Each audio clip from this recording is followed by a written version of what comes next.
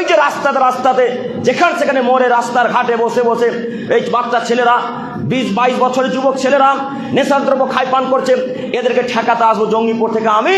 না, এই গ্রামে যারা দায়িত্বে আছে সরকার সভাপতি কেস ছেড়ে যে তারা ঠেকাবে, আমি তো ঠেকাতে আসবো জঙ্গিপুর থেকে, প্রতিদিন আমার আসা সম্ভব নয়। এই গ্রামের যারা দায়িত্ব নিয়েছে যুবক সম্প্রদায়, এদেরকে ঠেকাতে হবে, এই কথা আল্লাহ এদেরকে জিজ্ঞাসা করবে। আপনি কেমনে বুঝলেন যে শুধু আব্দুল করিম বাধা দিতে আসবে, শুধু আমাদের গ্রামে ইমাম সাহেব ঠেকাবে? এ কথা তো ঠিক নয়। এই গ্রামে যত দায়িত্বশীল আছে প্রত্যেকটা দায়িত্বশীলকে কাজ করতে হবে, প্রত্যেকটা মানুষকে।